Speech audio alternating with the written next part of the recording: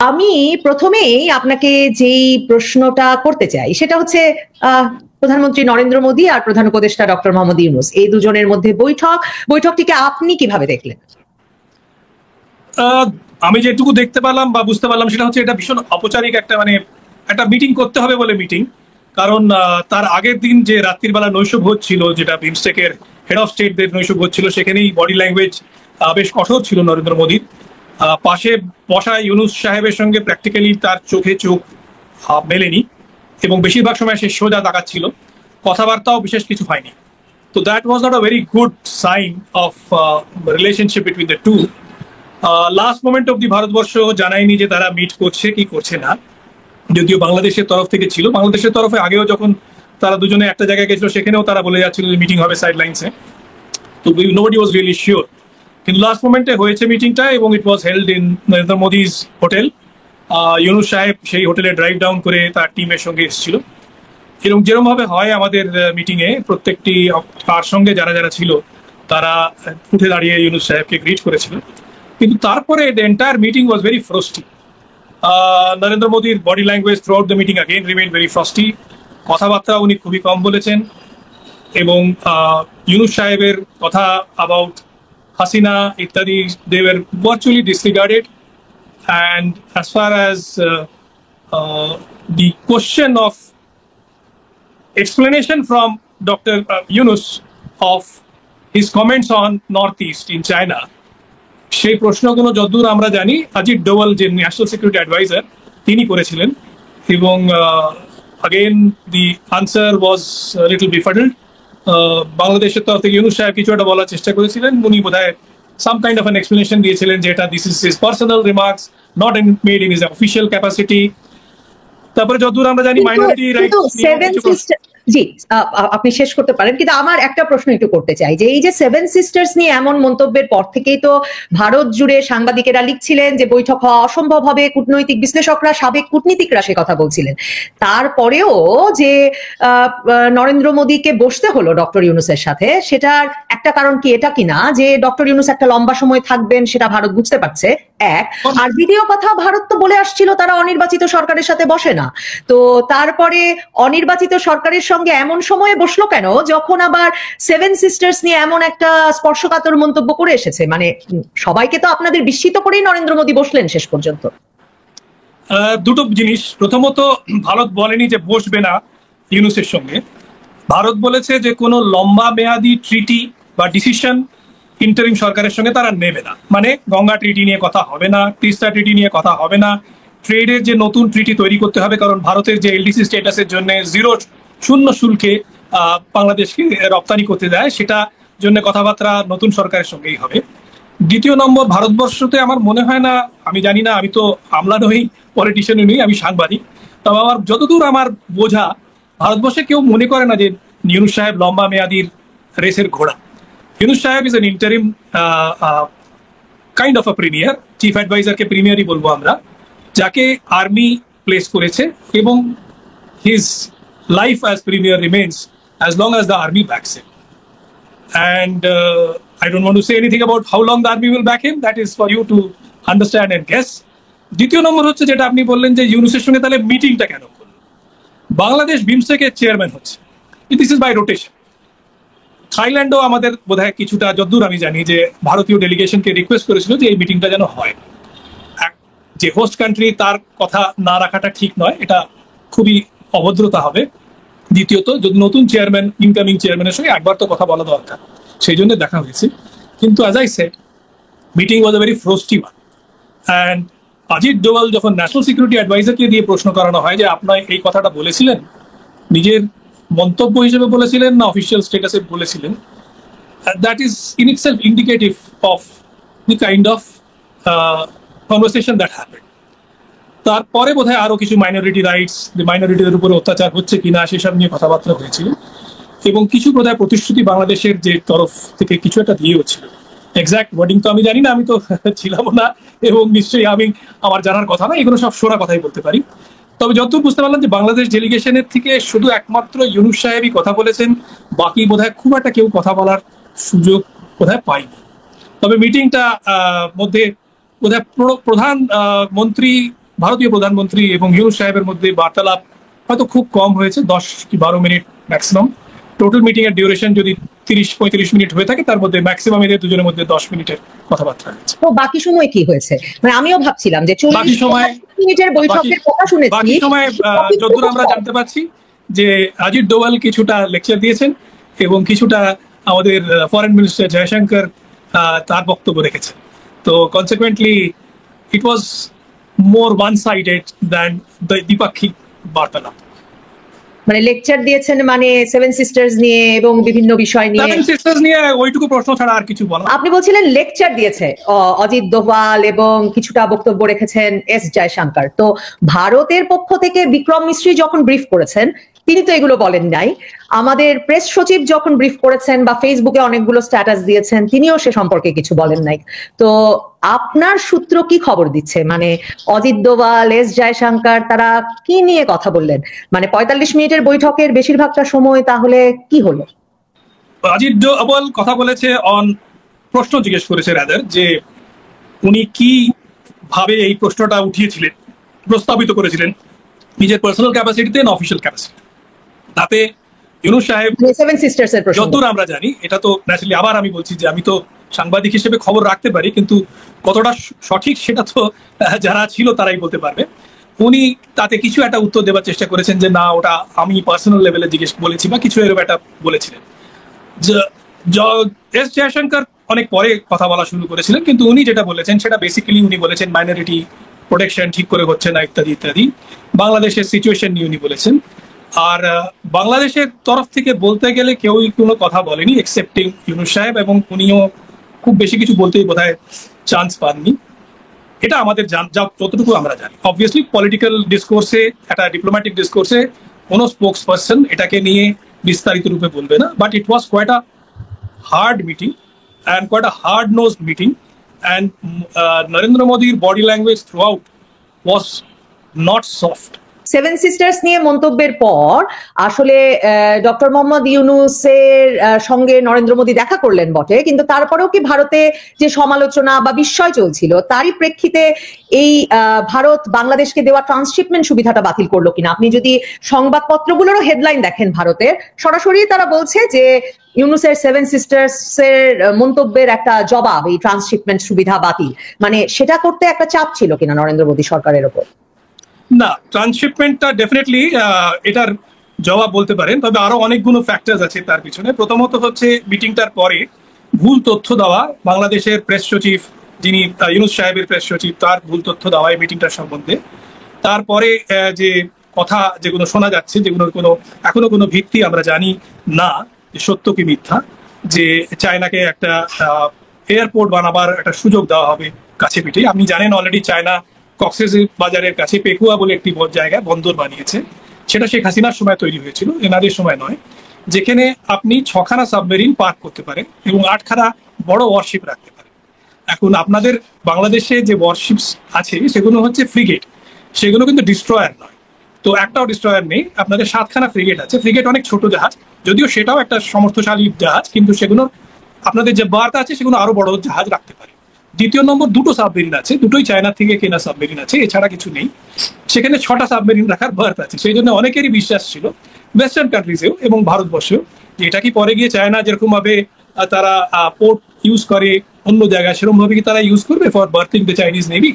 কারণ Chinese নেভির berthing এর জন্য কাম্বোডিয়া আর জিবুটির মাঝখানে কোনো জায়গা নেই। হাম্বান বনটা পোর্ট ওনারা প্রকৃতকারে কিনে ফেলেছে, সেখানে রাখতে পারেন, কিন্তু এখনো রাখা শুরু হয়নি। শ্রীলঙ্কা সেটা করতে দেয়নি এখন।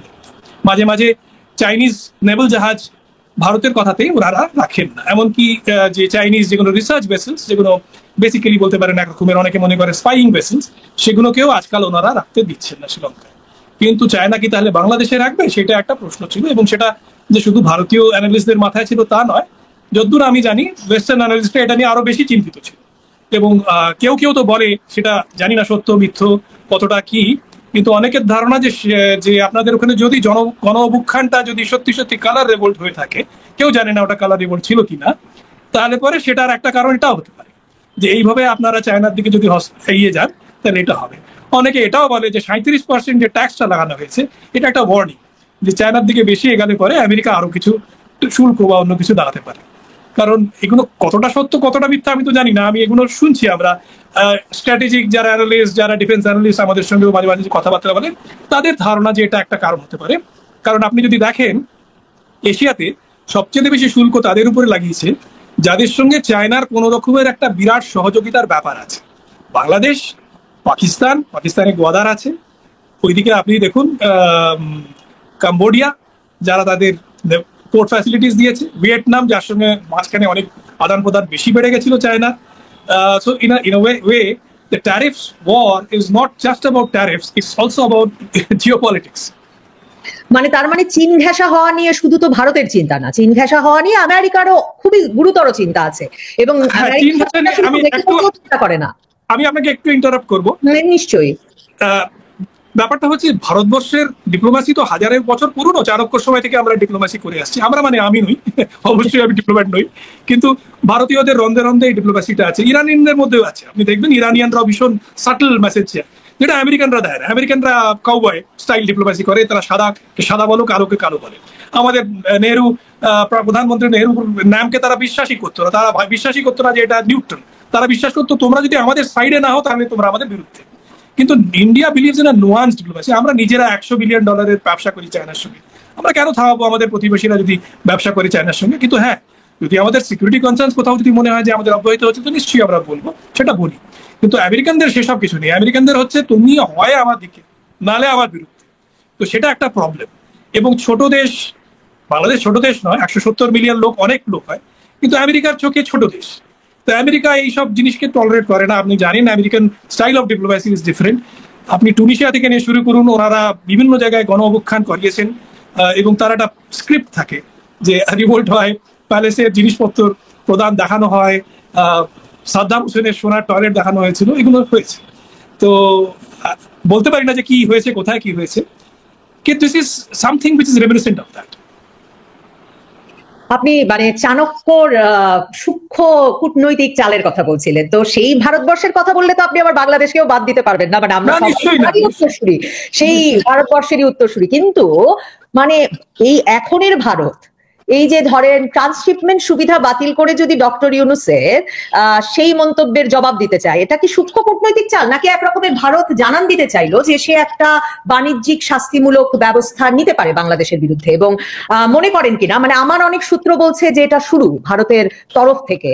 তো আমার আসলে জানবার ইচ্ছা আপনার মতো একজন সিনিয়র সাংবাদিকের কাছ থেকে, যে আপনার সূত্র কি বলে, যে এটা কি শুরু, নাকি ভারত একটা বার্তা দিল এবং এখন আশা করবে যে দুদেশের মধ্যে সম্পর্কটা কার্যকরী হওয়ার দিকে এগোবে?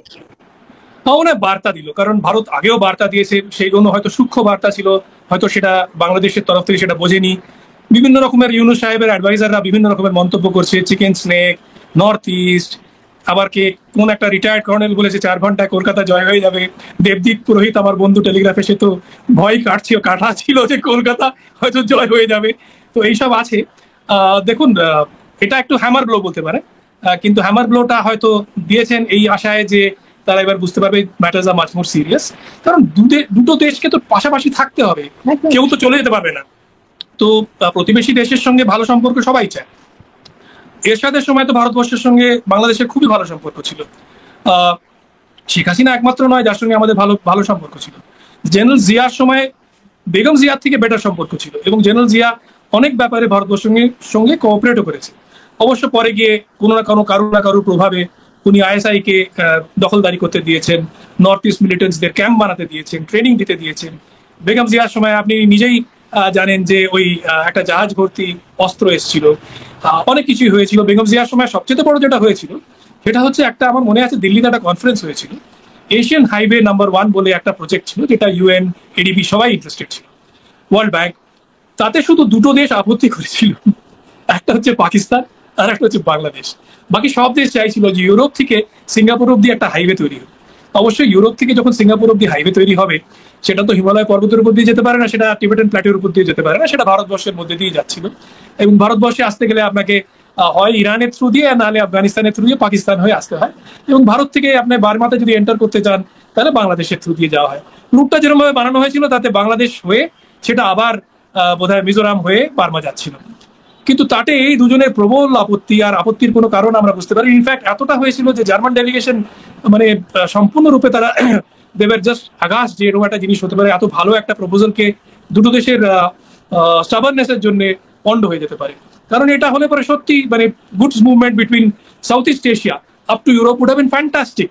চিন্তা করে দেখুন, এককালে তো লন্ডন থেকে কলকাতা বাস সার্ভিস ছিল, সেই বাস সার্ভিস তো বন্ধ হয়ে গেছে হোয়াট এভার ইট ইজ, কিন্তু এটা ট্রেন সার্ভিস হতে পারতো যে আপনি সিঙ্গাপুরে ট্রেন ধরে হয়তো লন্ডনে নামতে পারতেন। মানে এই দুনিয়াতে আসলে কানেক্টিভিটির কোনো বিকল্প নাই। তো ভারত কি আগামী সময়ে বাংলাদেশের সাথে আরো নানা রকম কানেক্টিভিটি বিচ্ছিন্ন করতে যাচ্ছে কিনা, আপনার কি মনে হয়? সেই আশঙ্কা আছে কিনা? আশঙ্কা সবসময় থাকে, কিন্তু ভারতের সবসময় ভারত বলে আসছে যে আমরা কানেক্টিভিটি বাড়াতে চাই। মনমোহন সিং এর ফেমাস কমেন্ট ছিল যে আমি চাই যে আমি অমৃতসরে চা খাবো, লাহোরে আমি লাঞ্চ করব এবং কাবুলে গিয়ে আমি ডিনার করব। তো এটা তো কানেক্টিভিটি প্রজেক্ট, সেটা হয়ে ওঠেনি আনফর্চুনেটলি। আমাদের ট্রাক এখনো অব্দি কাবুল যেতে দেওয়া হয় না। সেই ট্রাকের মাল অমৃতসরে নামাতে হয়, সেখান থেকে পাকিস্তানি ট্রাক উঠিয়ে কাবুলের বর্ডার অব্দি যায়, আবার আফগানি ট্রাক সেগুলো নিয়ে আবার যায়, দাম বেড়ে যায়, জিনিসপত্রের দামটা বেড়ে যায় নেসেসারিলি। বাংলাদেশে তো এখনো সেটুকুও হয় না। কলকাতার থেকে যদি আমি আগরতলা কোনো মাল নিয়ে যেতে চাই, বাংলাদেশি ট্রাকও আমার থেকে পেট্রাপোলে নিয়ে গিয়ে আগরতলার বর্ডার অব্দি নিয়ে যায় না। আমরা ওই লম্বা রুটেই যাই, একটু লম্বা পড়ে, কিন্তু that is good enough for us. Agartala মাল পাঠাতে গেলে আমরা সেই রুটে পাঠাই এবং খুব মানে তার মানে বাংলাদেশের একটা জনপ্রিয় ধারণা আছে যে ভারত ট্রানজিট পায় বাংলাদেশে, পাই না পায়, এবং বাংলাদেশের মধ্য দিয়ে শুধুমাত্র সেভেন সিস্টার্স এর সঙ্গে ভারতের মূল ভূখণ্ড যোগাযোগ হয় এবং এইভাবেই পণ্যটা পরিবহন হয়। এটা সম্পূর্ণ ভুল। 1965 সাল থেকে আজ অব্দি ভারতবর্ষের থেকে আসামে যা যাচ্ছে এবং আসাম থেকে যা আসছে, অনেক কিছুই আসে, চা ছাড়া টিম্বার, মিনারেলস, অনেক কিছু আসে, সেগুলো সবকিছু থ্রু দ্য শিলিগুড়ি করিডোর দিয়েই যায়। এবং শিলিগুড়ি করিডোরটা এরা যারা বলে যে খুব পাতলা, that is not a fact. Actually the Siliguri corridor has 2 ears, one is Sikkim and the other is Bhutan. বরঞ্চ চায়নার যে চুম্বি ভ্যালিটা আছে, that is in danger, that is wedged between Sikkim and Bhutan, এবং বরাবর সেটা চায়না জানে, এবং সেই জন্য চায়না ওদিক দিয়ে কোনো বিশেষ কিছু চেষ্টা করে না। 1967-তে চুম্বি ভ্যালির তরফ থেকে ওরা নাথুলা পাস, যেটা সিকিমে যায়, আপনি নিশ্চয়ই ওটা ম্যাপে দেখেছেন, ভৌগোলিক ম্যাপে, ওই চুম্বি ভ্যালির থেকে ওরা অ্যাটাক করেছিল 62-তে না 67 অ্যাটাক করেছিল, এবং they lost that battle very bitterly. They had huge losses during that battle. এবং তখনও আমাদের একজনই প্রধানমন্ত্রী ছিল, তার নাম Indira Gandhi, who is known as the iron lady of Asia. তো 71-এর যুদ্ধ একমাত্র জেতেনি, তিনি 67-এর যুদ্ধটাও জিতেছিলেন। এবং তারপরে নেক্সট যুদ্ধ যেটা জিতেছিলেন সেটা হচ্ছে 1983 সালের সিয়াচিন যুদ্ধ। কথা বলছিলাম যে আসামের পণ্য আসে কি করে। আসামের পণ্য শিলিগুড়ি করিডোর দিয়ে আসে, একটু দাম বেশি পড়ে বাংলাদেশের থ্রু দিয়ে যাওয়ার থেকে, একটু সময় বেশি লাগে, কিন্তু খুব কিছু অসুবিধা হয় না সত্যি কথা বলতে।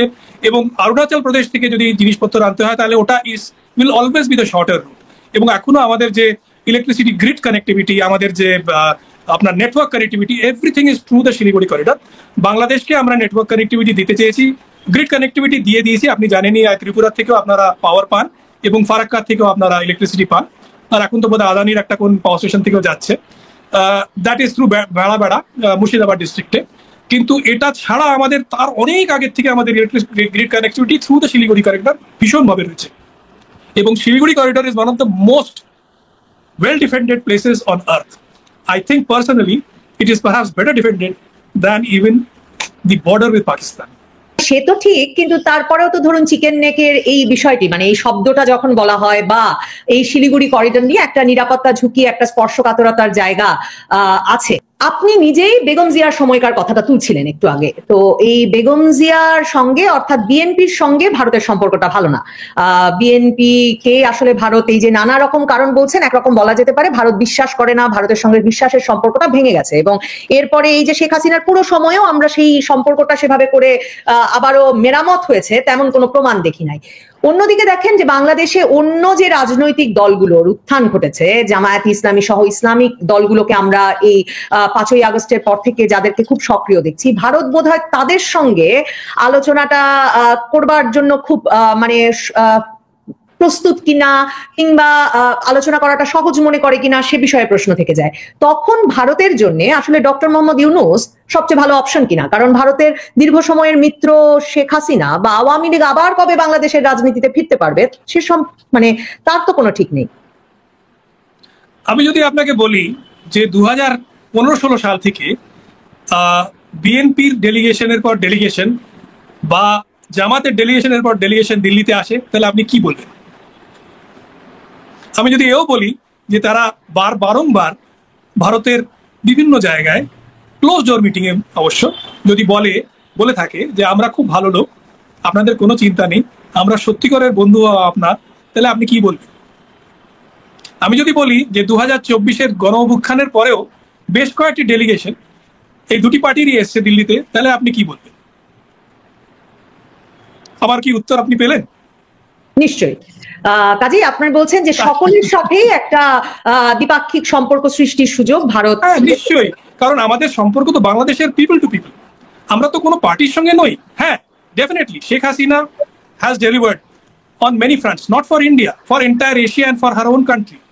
যে টেররিস্ট, যেরকমভাবে ফান্ডামেন্টালিস্ট টেররিস্টরা বেড়ে উঠেছিল, আপনি জানেন হোলি আর্টিসান বেকারি অ্যাটাক, ভারতবর্ষে ইউএস কনসুলেটের উপরে অ্যাটাক, সেইগুলোকে উনি দমন করতে পেরেছিলেন এবং খুব ভালোভাবে দমন করতে পেরেছিলেন। আজকে যে এতগুলো টেররিস্টকে যাদের জেলে রাখা ছিল, যাদের কনভিক্টেড, তাদের ছেড়ে দেওয়া হয়েছে, তাতে ভারতবর্ষ নিশ্চয়ই উদ্বিগ্ন। শুধু ভারতবর্ষ নয়, প্রত্যেকটা দেশের মেজর ইন্টেলিজেন্স এজেন্সি এটা নিয়ে চিন্তিত এবং এটা নিয়ে ভাবে, এবং তাদের একটা ভয় আছে যে এরা কোথায় যাবে। এককালে তো বাংলাদেশ থেকে ট্রেন মিলিটেন্টসরা আফগানিস্তানে গেছিল, তালিবানের হয়ে যুদ্ধ করেছিল, সেটা তো লোকেরা ভুলেনি। এবং আপনাদের ঢাকার রাস্তাতে এখন যেরকম বিভিন্ন রকমের স্লোগান হয়, সেই সময় এই স্লোগানও শোনা গেছিল, বাংলাদেশ হবে আফগানিস্তান। তো বাংলাদেশকে নিয়ে কি ভারত তার মানে একটা নিরাপত্তা উদ্বেগের মধ্য দিয়ে যাচ্ছে কিনা? সবসময় এই একটা ভয় তো সবসময় থাকে যে আমাদের neighbourhood should remain stable, it should be peaceful, that is prerequisite for India's own growth story. সেই জন্য আমরা চাইবো আমাদের নেবার্সরা ভালো থাকে, সুস্থ থাকে, সেখানে ইকোনমি ভালো করে গ্রো করে। যদি তাদের ইকোনমিক অবস্থা খারাপ হয়, তাহলে ভারতের ইকোনমিক অবস্থা উত্থান করলে পরে কোথাও না কোথাও একটা ড্রব্যাক থাকবে। সেই জন্য বাংলাদেশ যখন একটা গ্রোথ স্টোরি হয়েছিল এবং it was being talked about as a next Asian tiger, we were all very happy about it. এটাতে কোনো there was no question of any jealousy. We were rather happy যে Bangladesh is also growing at a very fast rate. In fact আমরা অনেক সময় অনেক রকমের ডায়ালগে আমরা এটাও বলতাম যে দেখুন, অমুক স্টেটের থেকে বাংলাদেশের growth rate is better, or its per capita income has actually reached higher than this state or that state in India. মানে আপনি যখন এই যে হয়েছিল বলছেন, তখন মনে হচ্ছে যে মানে ভারতে কি এমন একটা সুর যে বাংলাদেশ আসলে সেই অগ্রগতির ধারা থেকে সরে এসেছে? হ্যাঁ, নিশ্চয়ই, কারণ আপনাদের ফ্যাক্টরি জ্বালিয়ে দিচ্ছে কে আহমেদিয়া মালিক, না কে শিয়া মালিক, না কে আওয়ামী লীগের লোক, না কে হিন্দু। আপনি how can you destroy your own machinery, own your own capital? Who will give jobs to this people who lose their jobs? এটা বোঝার কেওটিক সিচুয়েশন ঢাকা স্ট্রিটে। কোন ইনভেস্টার এসে আপনাদের ওখানে ইনভেস্ট করবে? একটা যদ্দূর আমি জানি একটা ইনভেস্টমেন্ট সামিট হয়েছে where all the big names were supposed to come, nobody came. It became a flop show. I'm not trying to criticize Dr. Yunus, I'm not trying to criticize Bangladesh. I would love it if Bangladesh gets dollops of investment. In fact, আমি নিজে গেছি ফিকি ডেলিগেশনের সঙ্গে বাংলাদেশে investment কথা বলতে। তখন ভারতবর্ষের অনেক লোক, মানে যারা আজকে ভারতবর্ষে বড় ইনভেস্টার্স ইন বাংলাদেশ, তারা আমাদের সঙ্গে গেছিল। আজকে যে আপনি এই কি যেন বার্মানরা গেছিল, যাদের এই ওষুধের কোম্পানি ইত্যাদি ইত্যাদি, এরা সবাই গেছিল এবং অনেকে ইনভেস্ট করেছিল। বড় বড় টাটা গ্রুপের লোকেরা এসেছিল। টাটা গ্রুপ তো অনেকদিন ধরে রেসিডেন্ট ডাইরেক্টর বসিয়ে রেখেছিল ওখানে। So these investments were happy stories for Bangladesh. সেই ইনভেস্টমেন্টস গুলো এখন পালিয়ে আসছে। They are afraid. Who is going to go to a city যেখানে রোজ কিছু না কিছু গন্ডগোল হচ্ছে? মহিলারা সিগারেট খাচ্ছে। Dhaka university one of the freest places in the world. আমরা use to admire the fact that বাংলাদেশের women's life is so far. আর যারা সাংবাদিক বান্ধবীরা ছিল, যাদের চিন্তাম আমি, they were really really very advance, very liberal. তাদের কে সিগারেট খাচ্ছে বলে একটা দল এসে তাকে ঘেরাও করে বিভিন্ন রকমের মন্তব্য, প্রায় হাতাহাতি। This is unthinkable. K investor আসবে বলুন এরকম সিচুয়েশন? অনেক চীনা কোরিয়ান ইনভেস্টমেন্টের কথা অবশ্য শুনছি আমরা। এই কি আপনি বলুন, চীনের একটা এসইজেড করার কথা ছিল চিটাগং এর কাছে, এখনো that is on your cards. 10 বছর ধরে কথাটা চলছে, এখনো কিচ্ছু হয়নি। আজকে মোংলা পোর্টের যেটি দেওয়া হচ্ছে চায়নাকে, তার আগে আর একটা তার পাশেই পোর্ট দেওয়া হয়েছিল, পায়রা পোর্ট। সেই পোর্টটা এখনো কার্যত নয়। 15 বছর হয়ে গেছে, পোর্টে কোনো কাজ হয়নি বিশেষ। পোর্ট তৈরি হয়েছে কিন্তু কোনো জাহাজ আসে না। একটা পাওয়ার প্ল্যান্ট আমরা যেমনি মোংলাতে এনটিপিসি, আমরা মানে আমি নই, এনটিপিসি যেমনি একটা পাওয়ার প্ল্যান্ট বানিয়েছিল কোল ফায়ার্ড, সেমনি চাইনিজরা একটা কোল ফায়ার্ড পায়রাতে প্ল্যান্ট বানিয়েছিল। এখন অব্দি সেটা কি কাজ করছে? এনটিপিসিটা কিন্তু কাজ করছিল, এবং কোয়লার জাহাজও আসছে, যেগুলো বিভিন্ন রকমের লেখা হয়েছিল, ইনক্লুডিং ইন বিবিসি, যেখানে আপনি আগে কাজ করতেন, যে সুন্দরবন দূষিত হয়ে যাবে। কিন্তু চাইনিজ প্ল্যান্টে যে কোলবেরি শিপ গেলে দূষিত হবে জায়গাটা, সেটা নিয়ে কেউ বলেনি। কিন্তু যাকে সেই প্ল্যান্টটাও খুব একটা কার্যত হয়নি। পায়রা পোর্টটা has prove to be a failure because it wasn't studied যে পায়রা পোর্ট ঢুকতে গেলে যে চ্যানেল দিয়ে যাবেন, that channel is too turbulent for a heavily laden ship. Anyway, whatever it is, echo of the Chinese investment, basically Chinese have built stuff on loans, very high cost loans, which Bangladesh will have to pay back at some stage. Bangladesh is already falling into a debt trap. কোনো বিশেষ investment আমি চায়নার তরফ থেকে দেখতে পাচ্ছি না, বরঞ্চ জাপানিজ ইনভেস্টমেন্ট কিছু হয়েছে, সাউথ কোরিয়ান কিছু ইনভেস্টমেন্ট হয়েছে, কিন্তু চাইনিজ খুব বিশাল ইনভেস্টমেন্ট আমি দেখতে পাচ্ছি।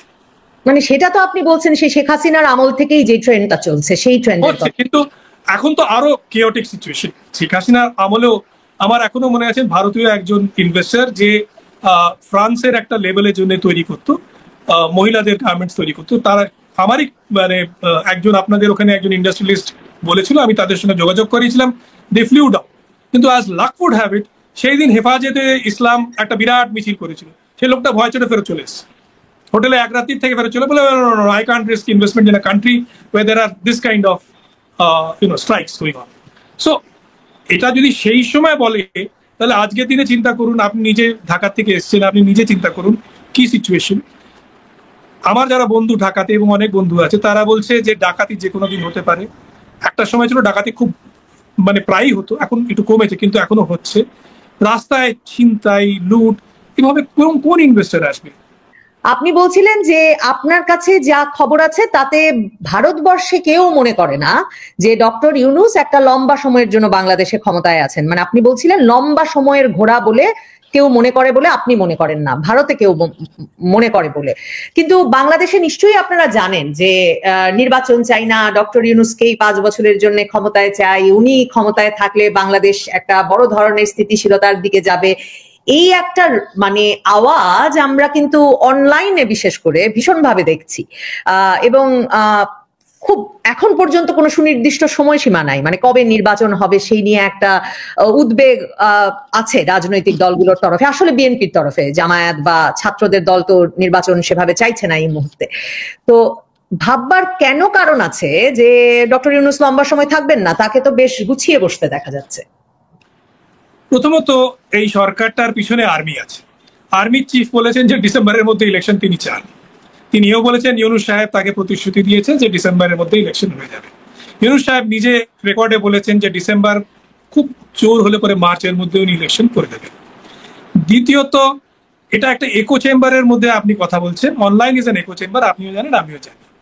এটাও আমরা সবাই জানি যে ইলেকট্রাল ওয়ার্ডিক্স যদি দেখেন, আমি মেনে নিলাম 2019 2024-এর ইলেকশনটা ছেড়ে দিলাম আমরা, বাকি ইলেকশনগুলো যদি আপনি ধরেন, তাহলে পরে রেকর্ড দেখাচ্ছে যে মোটামুটি 30 থেকে 35% ভোট বিএনপি সবসময় পড়ে, এবং আওয়ামী লীগের খুব কম হলে পরে 30%-এর মতন পড়ে, খুব বেশি হলে পরে 70% পড়েছে। মেনে নিলাম যে 70 হতে পারে না, মিনিমামটা পাবে আওয়ামী লীগ, 35 মতন পাবে। তাহলে 70% লোক মোটামুটি এই দুটো পার্টির মধ্যে ভাগাভাগি হয়ে গেল। রেকর্ডে দেখছি যে 12% একবারই পেয়েছিল জামাতি ইসলামী, যেটা বোধহয় 1990-এর দশকে, যখন তারা in collaboration with BNP election লড়েছিল। আদারওয়াইজ তাদের ভোটের শেয়ার 5 থেকে 6%-এর মধ্যে হয়। বাকি যে ইসলামী পার্টি ছোট ছোট আছে, ইসলামী জোট ইত্যাদি ইত্যাদি, তাদের ভাগ্যে 1.5 থেকে খুব বেশি হলে 2% বেশি কোনোদিন ভোট পড়েনি। আমাদের কোনো ধারণা হচ্ছে না যে এই ভোটটা বাড়বে বা কমবে বলে। মিনিমাম ভোট বিএনপিরও আমরা জানি, মিনিমাম ভোট আওয়ামীরও আমরা জানি। তাহলে 30% আনডিসাইডেড ভোটের মধ্যে কিছুটা আওয়ামী লীগ পাবে, কিছুটা জামাত পাবে, কিছুটা এনসিপি পাবে। খুব বড় জোর হলে পরে সেটা 10%-এর বেশি আমাদের যারা বিশ্লেষক তারা মনে করে না যে পাবে। তাহলে বাকি রইল 20%, সেই 20% যেদিকে যাবে তারা জিতবে, সেটা বিএনপি হোক কি আওয়ামী হোক। আওয়ামী লীগকে কথা হচ্ছে যে আওয়ামী লীগকে ইলেকশনে লড়তে দেবে কিনা, ইনক্লুসিভ ইলেকশন হবে কিনা। এখন হতে পারে ইনক্লুসিভ ইলেকশন হবে, ইন্টারন্যাশনাল কমিউনিটি চাইবে যে ইনক্লুসিভ ইলেকশন হোক। যদি সেটা না হয়, এক্সক্লুসিভ ইলেকশনও যদি হয়, যদি আওয়ামী লীগকে এক্সক্লুডও করা হয়, তাহলে পরেও political process is such that অন্য কোনো না কোনো নামে কেউ না কেউ লড়বে এবং তারা সেই ভোটটা আওয়ামী লীগে পেয়ে যাবে। তো সেটা তারা লড়বে, they will represent the face of Awami in some way, maybe second rank leader, maybe third rank leader, whoever is allowed to fight. Whatever it is, and if you don't allow them to fight, then 30 to 35% of your population will be disenfranchised. And in which case, that election will again be as bad as the elections of 2019 or 2024, which means again there will be a problem for whoever comes to power. So, সেই জন্য BNP বারবার বলছে যে না আওয়ামী লীগকে লড়তে দাও, কারণ তারা ভাবছে যে তারা জিতবে এবং আওয়ামী লীগ মেইন অপোজিশন থাকবে, ঝামেলাটা কম হবে, which is what I feel is perhaps doable. যদিও আওয়ামী লীগের লোকেরা বিশ্বাস করে তারা জিতে যেতে পারে, হয়তো জিতেও যেতে পারে, কারণ আফটার অল যেরকম কথা উঠছে যে ইউনূসকে 5 বছর দিন 10 বছর দিন, আবার আমরা এও ভয়েস শুনতে পাচ্ছি যে হাসিনাই তো বেটার ছিল, আওয়ামী লীগই তো বেটার ছিল, ওদের চোর কইতাছেন তো আপনারা কি করতেছেন, সে বাংলা ভাষাও তো আমরা শুনতে পাচ্ছি। তো আপনি নিজে বলুন এবার এই অবস্থায় কি করে আমরা বিশ্বাস করব যে ইউনূস সাহেব লম্বা দৌড়ের ঘোড়া? দ্বিতীয়ত, ওনার কোনো পলিটিক্যাল সাপোর্ট বেস নেই, এই 6 মাসের মধ্যে উনি কোনো পলিটিক্যাল সাপোর্ট বেস তৈরি করে উঠতে পারেননি। লোকেরা অলরেডি গ্রামে গঞ্জে বলতে লেগেছে যে শহরে তো হচ্ছে কিয়াস যা হচ্ছে, গ্রামে গঞ্জে চাঁদাবাজি হচ্ছে, সেটাকে থামানো যাচ্ছে না। গ্রামাগঞ্জে ছোট ছোট দোকানদের থেকে চাঁদা নেওয়া হচ্ছে, কেউ 5 লাখ, কেউ 2 লাখ, সব খবরই আমরা কিছু না কিছু তো এদিকেও ফিল্টার করে আসে। তো এই অবস্থায় তারা কেন সে ইউনূস সাহেবকে চাইবে? এবং বাংলাদেশের কিন্তু politics has always been violent, remember that, with or without the army. I rest my case. তাহলে মানে আপনি মনে করছেন যে শেষ পর্যন্ত আসলে সেনা প্রধান কলটা নেবেন এবং সেনা প্রধান সিদ্ধান্তটা নেবেন যে ডক্টর মোহাম্মদ ইউনূস সরকার কতদিন থাকবেন? মানে এর পেছনে কোনো আন্তর্জাতিক পক্ষ কাজ করবে না? আপনি আমাকে এটা বলুন, 2 বেগম ছাড়া বাংলাদেশকে কে রাজত্ব করেছে? সেনাবাহিনী। তাহলে এর আগের বারও তো সেনাবাহিনী যখন ছিল তখন -2 প্রপোজালটা এসেছিল এবং তখনও ইউনূসের নামই উঠেছে। এবার -2 হয়েছে, তো আমার দৃষ্টিতে এবার -2 হয়েছে, তো তাহলে -2 হলে সেনাবাহিনীর এবার তো অন্য কোনো পরিকল্পনাও থাকতে পারে, তবে সেনাবাহিনীও বুঝে গেছে যে ডক্টর ইউনূসের সাথেও থাকতে পারে। -2 প্রপোজালটা তো ওয়েস্টার্ন কান্ট্রিজরা ফর্মুলেট করেছিল, তারা অ্যাকচুয়ালি বাংলাদেশকে বোঝে না, ভারতবর্ষকেও বোঝে না, তারা সাউথ এশিয়া খুব সহজভাবে বুঝতে পারে না, তারা বিভিন্ন রকমের এড়ে তর্ক করে। কিন্তু যারা এই সাউথ এশিয়াতে থাকে তারা জানে -2 ইজ নট পসিবল। যেমনি পাকিস্তানে আমরা জানি যে আপনি ভুট্টো ফ্যামিলিকে বা ইমরান খানকে বাদ দিয়ে পাকিস্তানের পলিটিক্স হতে পারে না। আর্মি চেষ্টা করছে, আইএসআই চেষ্টা করছে খুবই, কিন্তু হয়ে উঠতে পারেনি। আপনার যে অন্য যে পলিটিক্যাল ফ্যামিলি তৈরি করেছে লাহোর থেকে, তারাও have not manage to get an all Pakistan flavour in their ruling or dispensation. আপনি পাঠানদের বা সিন্ধিদের বাদ দিয়ে তো পাকিস্তান চালাতে পারবেন না। কিন্তু মানে এবার তো 2 নেত্রী সে অর্থে মাইনাস হয়ে গেছেন, কারণ এক নেত্রী মানে জিয়া পরিবার তো পুরোটাই লন্ডনে, আর আরেক নেত্রী শেখ হাসিনা আপনাদের দেশে, তাহলে মাইনাস প্রক্রিয়া তো সম্পন্ন হয়েছে, এবার তো অন্য কোনো পরিকল্পনা থাকতেই পারে না। কিন্তু পার্টি তো দুটো রয়েছে এবং দুটো পার্টি তো শেষ হয়নি, তাদের মতাদর্শ রয়েছে, সো তাদের সমর্থকরাও রয়েছে, তো আপনি তো তাদের মাইনাস করে দিতে পারেন না। হয়তো 2 নেত্রী ইলেকশনে লড়বে না বা নেত্রীর পুত্ররা লড়বে না, তাই বলে পার্টিগুলো তো শেষ হবে না। আর পার্টি তো যদিও অনেকটা বলতে পারেন যে আমাদের সাউথ এশিয়ান পলিটিক্স ডাইনাস্টিক পলিটিক্স থাকে এবং সেই লোকটা সামনে থাকতে হয়, কিন্তু তা সত্ত্বেও পার্টির একটা মতাদর্শ রয়েছে। আপনি যদি দেখেন আওয়ামী লীগের মোটামুটি কৃষক কাটির যে চিন্তাধারা ছিল সেইখান থেকে তারা এগিয়ে এসছে। হয়তো এখন আর সেরকম সোশ্যালিস্টিক তাদের লিনিংস নেই, কিন্তু তারা ওই মতাদর্শ দিয়ে এসছে, একটা লিবারেল হোয়াট এভার সোশ্যালিস্টিক মতাদর্শ দিয়ে এসছে। আর অন্যদিকে যদি আপনি ধরেন বিএনপিকে, তাহলে বলতে পারেন মুসলিম লীগের কিছুটা তারা পেয়েছে। তো consequently you cannot write them off. There was always this 2 thought processes in Bangladesh.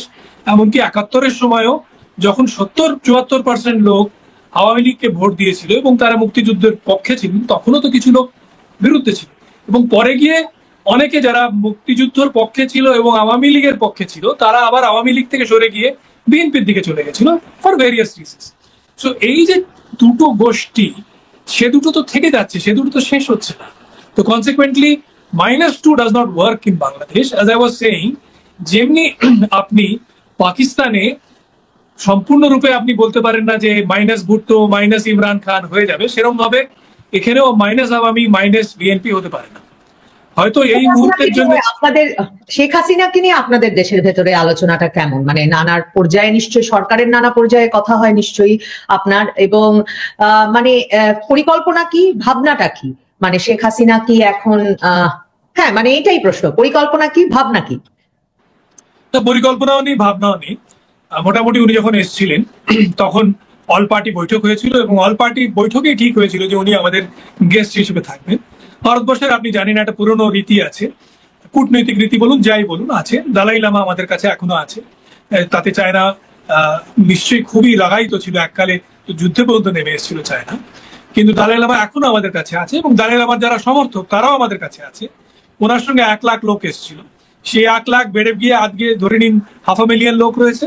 এছাড়া আরো লোক প্রত্যেক বছরই কিছু কয়েক হাজার টিবেটানরা চলে আসে যারা দালাই লামার সমর্থক, তারা আমাদের দেশে থাকে। আপনি জানেন যে নাজিবুল্লাহর পরিবার আমাদের দেশে থাকে, এককালে আং সান সু চি থেকেছে, তার মা থেকেছে। যখন সুহার্তোকে সরিয়ে দিল তখন তার সুকার্ণকে সুহার্তো সরিয়ে দিল, তখন সুকার্ণর পরিবারকে ভারতের নবীন পটনায়কের বাবা তিনি তাকে ফ্লাই করে নিয়ে এসেছিলেন ইন্দোনেশিয়ার থেকে ভারতবর্ষের স্যাংচুরিতে নিয়ে আসার জন্য, যেটা একটা পুরনো রীতি এবং আমরা তাকে রাখবো। Obviously we will treat her as an honoured guest. এখন ওটা ওনার উপরে এবং বাংলাদেশের লোকেদের জনগণের উপরে যে তারা কবে চাইবে যে উনি ফেরত যান কি না যান, সেটা তার সম্পূর্ণরূপে তার উপরে। সেখানে আমার মনে হয় না ভারতবর্ষ কিছু বলবে। নাজিবুল্লাহর পরিবার আজও আমাদের এখানে আছে, দালাই লামা 1962 থেকে আজও আছে। তবে শেখ হাসিনা ওরা অনেকেই এসছেন, এসে গিয়ে তাদের নিজেদের দেশে আবার তারা প্রাইম মিনিস্টার হয়েছেন, প্রেসিডেন্ট হয়েছেন, সবই হয়েছে। তো you cannot predict the future is unknown to us. যেমন হ্যাঁ, যেমন মানে কারা ফিরে গিয়ে আবার প্রেসিডেন্ট হয়েছেন, প্রাইম মিনিস্টার হয়েছেন? আং সান সু চি একজন, তারপরে আপনার আফগানিস্তানের রাজা নিজে এসছেন এখানে, এসে চলে গেছেন, আবার ফেরত আবার রাজাও হয়েছে, সেও হয়েছে। সেটা অনেক আগে অবশ্য, তখন ভারতবর্ষ ছিল কিন্তু ব্রিটিশ ইন্ডিয়া ছিল সেই সময়। মানে দুই রকমের কথা তো প্রচলিত আছে, মানে দুটো। তারপরে আপনি দেখুন নেপালের রাজবংশ এককালে প্রায় রেফিউজি হয়ে এসেছিল, তারা ফেরত গেছে, রাজত্ব করেছে। রানারা এককালে রাজত্ব করেছিল নেপালে, তারা ভারতবর্ষে থাকে। নেপাল কংগ্রেসের লিডাররা ভারতবর্ষে রিফিউজি হয়েছিল, হয়ে আবার ফেরত গিয়ে প্রাইম মিনিস্টার হয়েছে, কৈরালা সাহেব, আরো অন্যরাও। তো এটা একটা পুরনো ইতিহাস, এটা চলতে থাকে। মানে দুটো তো প্রত্যাশা আছে দুই তরফে। একটা প্রত্যাশার জায়গা হচ্ছে আওয়ামী লীগের নেতা কর্মী সমর্থকদের একটা বড় অংশ, শুধু তো শেখ হাসিনা নয়, একটা বড় অংশ এখন ভারতেও আছেন। মানে কেউ প্রাণ ভয়ে, কেউ মামলা ভয়ে, মানে এক রকমের মানে একটা বড় অংশ এখন ভারতের বিভিন্ন শহরে আছেন। তো কেন শুধু আওয়ামী লীগ কেন বলছেন, সাংবাদিকরা অনেকেই আছে ভারতবর্ষে। শাহবাগ আন্দোলনের নেতৃত্ব যারা দিয়েছিল তারা এখানে ভারতবর্ষে আছে, তারা তো অ্যান্টি আওয়ামী লীগ ছিল কিন্তু তারাও এখানে রয়েছে। অবভিয়াসলি বিকজ তারা দে আর নট কমফোর্টেবল, জামাতি বা হিজবুত তাহরিরের লোকেরা তাদেরকে অ্যাটাক করতে পারে, মেরে ফেলতে পারে, সেজন্যই তারা পালিয়ে এসছে। তো it is not just Awami League, it's not correct. সাংবাদিক তো অনেকে রয়েছে, ইনফ্যাক্ট আমি নাম নিতে চাই না, তারা কেউ ইউএসএ গেছে, যারা ইউএসএ গেছে তারাও ভারতবর্ষের থ্রু দিয়ে গেছে। So consequently, this is a long process, and you can say that liberals, or those who are at danger of being attacked in Bangladesh, are here. Even ordinary citizens, যারা কোনো পার্টির নয়, যারা কোনো মিডিয়াতে নেই, তারাও অনেকে এসে ভারতবর্ষে থাকছে because they feel unsafe. একজন ভদ্রমহিলার সঙ্গে আলাপ হয়েছিল, নাম নিতে চাই না কারণ obviously they might be identified in your country. সে তার শিশুকে নিয়ে এখানে থাকছিল, কারণ সে বলছিল যে আমি প্র্যাকটিস করি, আমি বাড়ির থেকে বাইরে থাকি, এই শিশুকে যদি কেউ অ্যাটাক করে, কিছু কিডন্যাপ হয়, কিছু হয়, তার থেকে আমি বরঞ্চ আমার প্র্যাকটিস বন্ধ করে কলকাতা শহরে কিছুদিন থাকি, হোটেল ভাড়া করে কি ফ্ল্যাট ভাড়া করে, তারপরে আমি দেখবো। সে অস্ট্রেলিয়া চলে গেছে যতদূর আমি জানি। কিন্তু এরকম ভাবে অনেকেই আছে, এটা একটা এটা একজন আধজন নয়, বিরাট অনেক সংখ্যায় লোক আছে। তো এই যে একটা বিরাট সংখ্যক মানুষের, মানে আপনি যখন বলছেন সে আর আমি জানি না তা তো নয়, মানে আমরা সকলেই জানি, মানে সে কি, আমি বলছি এই অর্থে যে একটা বড় সংখ্যক মানুষ তো আসলে দেশ ছাড়া হয়ে গেছেন এবং তাদের গায়ে দোষর ট্যাগ লেগে গেছে, কিন্তু তারা অনেকেই মানে তারা অপরাধটা কি জানেন না, অনেকের হত্যা মামলা হয়ে গেছে, তারা অপরাধটা কি জানেন না। আর আপনি বলছিলেন যে এমনকি প্রাণ ভয় আছে, যে পক্ষ এসেছে তারা মেরে ফেলে কিনা, এ ভয়ও আছে। তো এমন একটা পরিস্থিতিতে একটা অংশের প্রত্যাশা আছে ভারতের কাছে যে, বা তারা কোন একটা মিরাকেলের অপেক্ষা করছেন যে এমন কিছু ঘটবে কিনা যে শেখ হাসিনা আবার বাংলাদেশে চলে যাবেন এবং ভারত সেখানে একটা ভূমিকা রাখবে। আরেকটা বড় প্রত্যাশা, যেই প্রত্যাশার কথা ডক্টর মোহাম্মদ ইউনূস নরেন্দ্র মোদীর সঙ্গে বৈঠকেও বলেছেন, যে শেখ হাসিনাকে বিচারের মুখোমুখি করবার জন্য বাংলাদেশ সরকারের কাছে ফেরত দেওয়া। এবং আপনি নিশ্চয়ই জানেন যে 5ই আগস্টের পর থেকে এই ন্যারেটিভটা বাংলাদেশে আছে যে আওয়ামী লীগকে অতি বন্ধু বানানো, অতি মিত্র বানানো আসলে বাংলাদেশের রাজপথে বা বাংলাদেশের সমাজে ভারত বিরোধিতাকে তুঙ্গে নিয়ে গেছে। এমনকি ডেইলি স্টার সম্পাদক মাহফুজ আনাম তিনিও দেখলাম সাম্প্রতিক এক সাক্ষাৎকারেও সেটা বলেছেন। তো এই অবস্থায় আসলে ভারত কি করবে? মানে এই দুটোর কোনোটাতেই ভারত নাক গলাবে কিনা বা ভারত সক্রিয় হবে কিনা। মানে যেমন নরেন্দ্র মোদীর সঙ্গে বৈঠকের পর দেখা গেল শেখ হাসিনা আগের মতোই অনলাইনে কথা বলছেন। মানে ভারত কি কোনোটাতেই তো কর্ণপাত করবে না, সেটাই কি ভারতের স্ট্র্যাটেজি কিনা? প্রথমত হচ্ছে যে শেখ হাসিনা ফেরত যাবে কিনা সেটা তো ভারতবর্ষ ঠিক করবে না, সেটা শেখ হাসিনা এবং বাংলাদেশের জনগণ ঠিক করবে প্রথমত। দ্বিতীয়ত হচ্ছে আপনি জিজ্ঞেস করলেন যে ভারত কি করবে। ভারত চাইবে যে ইলেকশন হোক, যতটা হোক ইনক্লুসিভ এবং ফ্রি অ্যান্ড ফেয়ার ইলেকশন হোক, তার বেশি ভারতবর্ষ কিছু বলবে না যে একে ফেরত নাও, একে নিও না, এই কথা কোনো ভারতবর্ষ নিশ্চয়ই করে বলবে না। না ভারতবর্ষ 71-এর মতন ইন্টারফেয়ার করবে বাংলাদেশের ভিতরে, আমার মনে হয় না সেটা করবে। ভারতবর্ষ বাইরের থেকে যা বলার বলবে এবং বলছে। এটা তো প্রথমবার বলছে না, এটা তো ভারতবর্ষ বরাবর থেকে বলে আসছে যে free fair and inclusive election হোক এবং we want to see a progressive Bangladesh. এর থেকে বেশি কি বলবে ভারতবর্ষ? আমার মনে হয় ভারতবর্ষ প্রোগ্রেসিভ বাংলাদেশ বলে, তখন বাংলাদেশের জনগণের একটা অংশ মনে করে যে ভারত আসলে আওয়ামী লীগের কথা বলে। না, প্রোগ্রেসিভ কি শুধু আওয়ামী লীগ? প্রোগ্রেসিভ কি ভারত বাংলাদেশের অন্য লোকেরা নয়? নিশ্চয়ই প্রোগ্রেসিভ, এটা ঠিক নয়। দ্বিতীয় হচ্ছে যে ভারতবর্ষ আওয়ামী লীগের বন্ধু, এ কথাটা ভুল। প্রথমত ভারতবর্ষ সবার সঙ্গে বন্ধুত্ব রেখেছে। এরশাদের সময় যেমনি আমি বললাম যে খুবই ভালো বন্ধুত্ব ছিল, বিএনপির সময়ও ভারতবর্ষ যথেষ্ট বিএনপির তরফে হাত বাড়িয়েছিল। যদি বিএনপি না বাড়িয়ে থাকে তাহলে সেটা তাদের প্রবলেম, সেটা আলাদা কথা। টাটারা ইনভেস্ট করতে এসেছিল তখনকার দিনে $1 billion, which was very big money in those days। এখন 1 বিলিয়ন, এখনো 1 বিলিয়ন তুচ্ছ অ্যামাউন্ট নয়, কিন্তু আজ থেকে 25 বছর আগে 1 বিলিয়নের অনেক বেশি দাম ছিল। যদি ইনভেস্টমেন্ট হতো তাহলে হয়তো 70 থেকে 80 হাজার চাকরি তৈরি হতো। টাটাদের শুধু নয়, আনুষঙ্গিক ফ্যাক্টরি, ডাউনস্ট্রিম, আপস্ট্রিম মিলিয়ে অনেকটাই চাকরি তৈরি হতো। এটা বিশাল একখানা কর্মকাণ্ড হতে পারতো। এটা হয়নি, হয়ে ওঠেনি, আলাদা কথা। কিন্তু এটা বলা যায় না যে ভারতবর্ষ শুধু আওয়ামী লীগের তরফদারি করেছে বা ভারতবর্ষ আওয়ামী লীগের সঙ্গে ভালো সম্পর্ক রেখেছে বলে বাংলাদেশের লোকেরা চটেছে, এই কথাটাও আমি বিশ্বাস করি না। যেমনি আমি বললাম আপনাকে যে 1971-এও একটা দল ছিল বাংলাদেশে যারা আওয়ামী লীগের বিরোধিতা শুধু না, ভারতবর্ষেরও বিরোধিতা করে এসছে, এবং সেই দল, সেই সংখ্যক লোক তো আজকেও আছে। তাদেরকে আমরা থামাতে পারবো না। আমরা, it is a given fact যে কিছু লোক থাকবে যারা ভারতবর্ষের বিরোধিতা করবে। যদি ক্রিকেটের ম্যাচে কিছু লোক ভারতবর্ষকে বু করে তাহলে করবে। It's a match after all, it's a cricket match after all, it's an election after all, it will be an election after all. শেষ পর্যন্ত মানে এই সম্পর্কটাকে একটা কার্যকরী সম্পর্কের দিকে তো এগোতে হবে, যে জায়গাটা আপনি শুরুও করেছিলেন যে প্রতিবেশী তো দুই প্রতিবেশীর মধ্যে তো একটা তিক্ততা বা অস্বস্তির সম্পর্ক থাকতে পারে না। আপনার বিশ্লেষণে বাংলাদেশে ভারত বিরোধিতা এত তুঙ্গে উঠলো কি করে, এবং 5ই আগস্টে শেখ হাসিনার পতনের পরেই সেটা এতটা মানে আনুষ্ঠানিকভাবে ভারত বিরোধিতার এই রাজনীতিটা সামনে এলো কি করে, সেটা একটা প্রশ্ন। কারণ আপনি বলছিলেন সবসময়ই ছিল, কিন্তু হঠাৎ এত তীব্র আকার ধারণ করলো কি করে? আর দুদেশের মধ্যে সম্পর্কটা এখন একটা কার্যকরী দিকে যাবে কিভাবে বলে আপনার মনে হয়? দেখুন, কারণ আমরা দেখলাম যে 5ই আগস্টের পরে স্টুডেন্ট রিভোল্ট থাকলো না। কারণ যারা পাওয়ারে এলো তারা বিভিন্ন পার্টি, যাদের একটা অ্যান্টি ইন্ডিয়া এজেন্ডা হয়তো ছিল, আমি বলছি না যে ছিল, মনে হয় হয়তো কারোর মধ্যে ছিল, এবং তারা বিভিন্ন রকমের কমেন্টস করতে লাগলেন। এবং সেই কমেন্টস গুলোর প্রতিউত্তর কিন্তু ভারত সরকার একবারও দেয়নি। কোনো আমলা বা কোনো মন্ত্রী বাংলাদেশের বিরোধী কোনো কমেন্ট কিন্তু করেনি, কিন্তু সেই কমেন্টস অগস্ট মাস থেকে আজ অব্দি কিন্তু সম্পূর্ণরূপে বন্ধ হয়নি, বারবার আমরা দেখে যাচ্ছি। এমনকি নরেন্দ্র মোদী সাহেবের সঙ্গে ইউনূস সাহেবের মিটিং এর পরেও যে ব্যাখ্যাগুলো দেওয়া হচ্ছিল বাংলাদেশে অফিসিয়াল সোর্সেস থেকে, সেগুলো খুব সেটা এতই খারাপ এবং অরুচিকর ছিল যে ভারতবর্ষের অফিসিয়াল স্পোক্স পার্সনকে সেটাকে ক্রিটিসাইজ করতে হবে। তো এটা তো একটা কন্টিনিউয়াস প্রসেস আমরা দেখে যাচ্ছি, মাঝে মাঝে হাত বাড়াচ্ছেন, আবার বিভিন্ন রকমের কমেন্টস আসছে। তো এটা বাংলাদেশকে সলভ করতে হবে, এটা তো ভারতবর্ষ সলভ করতে পারবে না।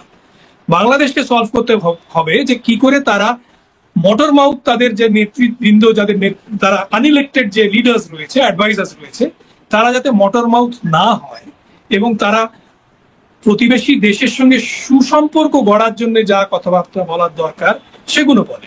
কারণ দুপক্ষই অন্যজনকে ছাড়া চালাতে পারবে না। এবং হয়তো দেখতে যদি আপনি চান তাহলে হয়তো ইকোনমিক্যালি বাংলাদেশ এর যে নারীর টানটা ভারতবর্ষের সঙ্গে, সেটা এতই বেশি মজবুত এবং এতই বেশি ইন্ট্রিকেট, সেটা কাটা খুব ডিফিকাল্ট। পাকিস্তান যে দু জাহাজ পেঁয়াজ আনলে পরেও সেটা কাটে না। তো কনসিকুয়েন্টলি এটা তো বাংলাদেশের মঙ্গল হবে যদি বাংলাদেশের যারা আজকে নেতৃবৃন্দ রয়েছে, all of them are unelected, they have been selected, but they have to realize that they have been selected to give good leadership to Bangladesh, and that good leadership includes having good relations with their neighbor, next door neighbor. এবং সেই নেবারটা তিন দিক দিয়ে বাংলাদেশের তিন দিকেই রয়েছে। তো consequently north east is landlock by Bangladesh যদি বলেন, তাহলে Bangladesh is landlocked and sealock by India. Consequently they need to take some corrective actions, and that action, আমি তো একজন তুচ্ছ সাংবাদিক, কিন্তু সেই অ্যাকশনটা তো ভারতবর্ষের যারা নেতৃবৃন্দ তারা তো দেখতে পাচ্ছে না। আপনি দু দফায় বললেন যে এই যে বাংলাদেশের প্রেস সচিব যেভাবে বর্ণনা করেছেন দুই নেতার বৈঠকটিকে, সেটা মানে একবার বোধহয় অসত্য বললেন, আরেকবার মানে অগ্রহণযোগ্য বললেন। মানে এই আমি দুটো শব্দের মধ্যে কোনোটা ইউজ করি না। আমি বলেছি যে ভারতের যে ডিপ্লোম্যাটিক মানে আমাদের যে স্পোক্স পার্সন, সে সেটাকে ক্রিটিসাইজ করেছে এবং অবভিয়াসলি যারা আমলারা আছে তারা খুশি নয়। আমলারা নেতৃবৃন্দ যারা আছেন, ভারতের তরফ থেকে তো আনুষ্ঠানিকভাবে কোনো প্রতিবাদ জানানো হয়নি। মানে আমরা মানে সূত্র দিয়ে অফিশিয়াল ব্রিফিং এ বলা হয়েছে যে they are not happy with the way it has been described, it has been misrepresented, এই শব্দটা ইউজ করা হয়েছে। কি ধরনের মিসরিপ্রেজেন্টেশনের কথা বলা হচ্ছে সেটা তো তারাই বলতে পারবে, সেটা তো সে নিয়ে আমি মন্তব্য করা ঠিক হবে না। কিন্তু যদি বলে থাকে যে মিসরিপ্রেজেন্টেড হয়েছে, তার মানে তারা মনে করছে যেটা মিসরিপ্রেজেন্ট হয়েছে। বিভিন্ন রকমের কথা তো আপনাদের দেশ থেকে এসছে এবং সেটা কিছুটা সোর্সেস সেট করে এসছে, কিন্তু আমরা সবাই জানি এটা সোর্সেস সেট তো একটাই হতে পারে যারা ওখানে মিটিং এ ছিল, আর তো কেউ হতে পারে না। এবং কিছুটা অফিসিয়ালি বলা হয়েছে বিভিন্ন রকমের জায়গায়, এইগুলো মিসরিপ্রেজেন্টেশন তারা মনে করেছে এবং সেটা নিয়ে তারা বলেছে। বাংলাদেশের পক্ষ থেকে সেরকম করে কথা বলা বন্ধ করতে হবে, সেটা আপনি পরিষ্কার বলেছেন। কিন্তু আমি বলিনি, মানে এটা ভারতবর্ষের যারা প্রেজেন্ট ছিল মিটিং এ তারা ইন্ডিকেশন করেছে যে মেবি কম কথা বললে হয়তো ভালো হবে। কিন্তু মানে সম্পর্কটা স্বাভাবিক করার ক্ষেত্রে ধরুন এক রকমের তো সম্পর্কটা এতটাই অস্বাভাবিক হয়ে গেছে যে এখন ভিসা বন্ধ। ভিসা বন্ধ, দেখুন ভিসা বন্ধ হয়েছে কারণ ভিসা সেন্টার পুড়িয়ে দেওয়া হয়েছিল, তারপরে ন্যাচারালি সেই লোকগুলোকে ফেরত রিপ্যাট্রিয়েট করা হয়েছিল, সেগুলোকে নিয়ে যাবে আবার ভিসা সেন্টার করবে, সময় লাগে। এবং সেটার জন্য আপনার ঢাকাতে situation has to be conducive for it. এখন যদি ঢাকাতে রোজ যদি কোনো না কোনো রকমের ডেমনস্ট্রেশন হয়, হিজবুল তাহরির ডেমনস্ট্রেট করে, খালিফেট হবে বাংলাদেশে, একটা ভয়াবহ সিচুয়েশন যদি ক্রিয়েট করে, টেররিস্টদের ছেড়ে দেওয়া হয়েছে, তখন কি করে ভিসা সেন্টার তৈরি করবে? তো ভিসা সেন্টার না তৈরি করলে তো সেইভাবে ভিসা দেওয়া যায় না, যেরকম দেওয়া হতো এককালে 8 লাখ 9 লাখ ভিসা এক বছরে দেওয়া হতো। তো আপনি চিন্তা করুন অতগুলো সংখ্যার ভিসা তো বাংলাদেশ এম্বাসি আর ভারতীয় এম্বাসি ঢাকাতে যারা আছে তাদের পক্ষে প্রসেস করা সম্ভব না। ওই লোকগুলোকে ফেরত নিয়ে আসতে হবে, সেই নিয়ে আসতে গেলে পরে অনেকগুলো কাজ করতে হবে। You have to create that conducive situation, and that too has to be done by the host country. কিন্তু ভারতের অনেক চিকিৎসা কেন্দ্র, হাসপাতাল, ক্লিনিক, সেগুলো তো আসলে বাংলাদেশের রোগীরা যাচ্ছিলেন, এবং ভারত তো নিশ্চয়ই একটা ব্যবসায়িক বাণিজ্যিক সুবিধাও পাচ্ছিল, বাংলাদেশের মানুষ চিকিৎসা পাচ্ছিল। আমরা জানি কলকাতায় এবার ঈদের বাজার খালি ছিল। তো সেই মানে একটা তো পারস্পরিক সুবিধার জায়গাও আছে। তো সেই জায়গাটাকে ভারতের তরফেও তো এই সম্পর্কটিকে কার্যকর রাখা জরুরি। সেটা ইকোনমিক্যালি ভারতবর্ষ চাইবেই যে সম্পর্কটা থাক, কিন্তু ভারতবর্ষ একটা বড় বাজার এবং they can take a hit. But বাংলাদেশের গভর্নমেন্ট যারা আছে, যারা এখন পাওয়ারে আছে, they have to realise that they can, Bharatvarsha has the capacity to accept a hit, but they don't have that capacity. মানে এটা কি ভারতের তরফে সেটা দেখানোর আরো অনেকগুলো প্রচেষ্টা সামনে আসছে? আমি জানি না, আমি তো আমলা নই, আমি তো বলতে পারবো না এটা নিয়ে। কিন্তু আমি যেটা বলছি, একটা অর্থনীতিবিদ হিসেবে, আমি সাংবাদিক এবং আমি অর্থনীতিবিদ, আমার খুব বেশি জ্ঞান নেই, আমি পলিটিক্স ইন্টারন্যাশনাল রিলেশনস এগুলো এক্সপার্ট নই, কিন্তু অর্থনীতিটা পড়েছিলাম একটু কলেজে স্কুলে একটু পড়েছিলাম। সেই হিসেবে বলতে পারি যে ভারতবর্ষের কাছে যে রিজার্ভস আছে, যা ইকোনমিক কনসিডারেশনস আছে, Bharatvarsha can take a hit, but I don't think Bangladesh is in a position to take a hit. The government of Bangladesh, taking the interests of Bangladeshis into account, the current caretaker government has to make up its mind and take its decisions.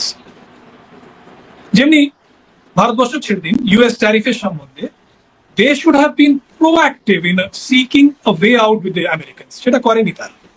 That is a big failure. আমি মানে I'm not trying to, আমি আমার আমলাদেরও দোষ দেবো যে তারা কেন করে উঠতে পারেনি, তবে তারা শুরু করেছিল কথাবার্তা ট্যারিফ গুলো লাগার আগে থেকে। বলা হচ্ছে যে শুরু করেছিল তারা কথাবার্তা, না শুরু করে না, এটা ঠিক কথা। আচ্ছা, শুরু করেনি, পাকিস্তানও শুরু করেনি, they were latecomers. Vietnam was very fast off the track, tariff লাগার পরে শুরু করেছে, কিন্তু তার আগে থেকে রেডি ছিল কি বলবে কি বলবে না, they were ready with their thing. যেমনি চাইনিজ ওয়্যার রেডি, কি তারা ট্যারিফ লাগলে কত ট্যারিফ লাগাবে। 5 বছর ধরে চাইনিজরা প্ল্যান করছিল যে এই দিনটা এলে পরে তারা কি করবে। সেই প্ল্যানিংটা কিন্তু বেশিরভাগ দেশ করেনি, আমরাও করিনি, ভারতবর্ষ করেনি। তবে মোটামুটি ভারতবর্ষ ধরে দেখুন নভেম্বর মাস থেকে রেডি ছিল যে কি কি করতে হবে, কিন্তু প্রত্যেকটা নিয়তি হয়তো ভারতবর্ষ তাদের ট্যারিফ যে প্ল্যানটা করছিল এতটা কমাবো, তার থেকে আরো একটু বেড়ে যাচ্ছিল, realising the situation that was there. But I don't think most of the Asian countries were ready for that. Pakistan was certainly not ready, Bangladesh was certainly not ready, Sri Lanka was not ready. Sri Lanka was perhaps a little better off than that. Let's face it, I mean, এটাতে নিয়ে আমাদের সবার দেশের আমরা সবাই 11th আওয়ারে বাজিমাত করার চেষ্টা করি। আমাদের দেশে কমনওয়েলথ গেমস এর সময় আমি দেখেছি আমরা সেই শেষ মুহূর্তে ব্রিজ তৈরি করছি আর বাড়ি তৈরি করছি, হয়েছে, কিন্তু করতে পেরেছি। যাই হোক, because India is a big country, সেই ক্ষমতাটা ছিল, করে ফেলেছিল। তো বাংলাদেশের প্রবলেমটা হচ্ছে যে বাংলাদেশেও 11th আওয়ারে ব্যাটিং করতে নেমেছিল, কিন্তু ব্যাটিং করাটা 11th আওয়ারে is difficult. It's a very good thing যে আমেরিকা যে কোনো কারণের জন্যই হোক 3 মাসের জন্য 90 দিনের জন্য তারা শুল্কটাকে আবার ফেরত দিয়েছে। এটা অবশ্য নিজেদের প্রবলেমের জন্য, ব্যবস্থা হবে। যাই হোক, আমি প্রশ্ন করেছিলাম বাংলাদেশ ভারত প্রসঙ্গে, আপনি আমেরিকার শুল্কে নিয়ে গেছেন সেটাকে। আমার শেষ প্রশ্ন আপনার কাছে, মানে বাংলাদেশকে আসলে কোন পথে দেখছে? কারণ আমি নিশ্চিত, এবং আমি তো মানে সর্বক্ষণ ভারতীয় নানা সাংবাদিক বন্ধুদের সঙ্গেও যোগাযোগ হয়, নানা পক্ষের সঙ্গেই যোগাযোগ হয়, তাতে বুঝি যে বাংলাদেশ কোন দিকে যাচ্ছে সেদিকে আসলে নানা কারণেই বড়ভাবে নজর আছে ভারতের। এবং বাংলাদেশ আসলে কোন পথে যাচ্ছে কি মনে হয়? এবং নানা রকম আন্তর্জাতিক পক্ষেরও তো একটা আগ্রহ, স্বার্থের জায়গা থাকে। যেমন আপনি বলছিলেন ভারতের স্বার্থ আছে বাংলাদেশকে স্টেবল দেখার পেছনে। তো সব পক্ষ মিলে আসলে কি মনে হয় বাংলাদেশকে কোন দিকে যাওয়ার দিকে ঠেলে দেবে সবাই মিলে? না, মোটামুটি ভারতবর্ষ চাইবে যে বাংলাদেশ একটা ডেমোক্রেসি হোক, বাংলাদেশ একটা প্রোগ্রেসিভ দেশ হোক, স্টেবল দেশ হোক, এবং অর্থনৈতিকভাবে বাংলাদেশ যেন আরো উন্নয়ন করে। বাকিদের কথা বলতে পারবো না, কারণ ওয়েস্টার্ন কান্ট্রিজ এর কিছু ডিপ্লোম্যাটরা এককালে বলেছে, আমিও শুনেছি, সেটা তাদের মুখেই শুনেছি, যে তারা মনে করে অমুক পার্টি, যেটা আমরা জানি খুবই ইসলামিস্ট পার্টি, যে তারা নাকি মডারেটলি ইসলামিস্ট। তো তাদের চিন্তাধারা, তাদের বিশ্বাস, তাদের দেখার ভঙ্গি বাংলাদেশের তরফে অন্য। কিন্তু যদি কোয়াড বলে একটা জিনিস থাকে, এবং আমেরিকা চেষ্টা করছে কোয়াডটাকে আবার রিজাস্টিকেট করার জন্য বিভিন্ন কারণের জন্য, তাহলে তারা মোটামুটি ভারতবর্ষের সঙ্গে হয়তো এক রাস্তায় চলবে আশা করা যাচ্ছে। এবং তারাও চাইবে যে বাংলাদেশ স্টেবল থাকুক এবং বাংলাদেশ প্রোগ্রেসিভ বাংলাদেশ হোক। কেউ চাইবে না, কোনো দেশ চাইবে না যেভাবেই সে বাংলাদেশকে দেখুক, যে বাংলাদেশ আবার সেই ফেরত চলে যাক 2000-এর প্রথমের দিকে যেরকম হয়েছিল, যেখান থেকে জঙ্গিবাদীরা আফগানিস্তান যাচ্ছে, যেখান থেকে জঙ্গিবাদীরা বিভিন্ন জায়গায় বোমা ফোটাচ্ছে, নিজের দেশে তো ফোটাচ্ছে, অন্য দেশেও ফোটাচ্ছে। সেই জিনিসটা কেউ চাইবে না, সবাই সেটাকে দমন করার ইচ্ছা রাখবে। সেটা কিভাবে হবে সেটা দেখা যাবে, কিন্তু চাইবে সবাই যে বাংলাদেশ উন্নতি করুক, বাংলাদেশ প্রোগ্রেসিভ হোক, বাংলাদেশ ডেমোক্রেসির দিকে যাক। এবং যে জন্য সবাই বারবার বলে যাচ্ছে যে ইলেকশন খুব তাড়াতাড়ি শীঘ্র যেন হয়, তারা কেউ চাইছে না যে ইলেকশনটা দেরি হোক। ইলেকশনের দেরি যারা চাইছে সেটা বাংলাদেশের মধ্যেই কিছু লোক চাইছে, কিন্তু বাংলাদেশের বাইরে কেউ কোনো প্রোগ্রেসিভ দেশ চাইছে না। একমাত্র চায়না ডাজ নট বদার কি বাংলাদেশে ডেমোক্রেসি থাক, প্রোগ্রেস হোক না হোক, কারণ China is neutral towards whatever is there. China is only believes on only one thing, যে তার স্বার্থটা যেন সিদ্ধি হয়। সেটা আর একটা অন্য ব্যাপার, অন্য নিয়ে চিন্তা করা। দে ডোন্ট কেয়ার যে বাংলাদেশে কমিউনিস্টরা রাজত্ব করুক, কি ইসলামিস্টরা রাজত্ব করুক, কি ডেমোক্রেটিক ইলেক্টেড গভর্নমেন্ট হোক, কি জেনারেল হোক। আপনি যদি দেখেন মিয়ানমারের দিকে, তাহলে চায়না কিন্তু মিয়ানমার গভর্নমেন্টের সঙ্গে ততটাই ভাব রাখে যতটা আরাকান গভর্নমেন্টের সঙ্গে রাখে। তো ওদের কথাটা আলাদা, ছেড়ে দিন। বাকি পৃথিবী মোটামুটি যেটাকে আপনি ওয়েস্টার্ন ডেমোক্রেসি বলুন বা ডেমোক্রেটিক ওয়ার্ল্ড বলুন, যা বলুন, তারা চাইবে বাংলাদেশ স্টেবল হোক এবং সেখানে যেন টেরোরিজমের মাথা আবার না জেগে ওঠে। সবাইকে ধন্যবাদ।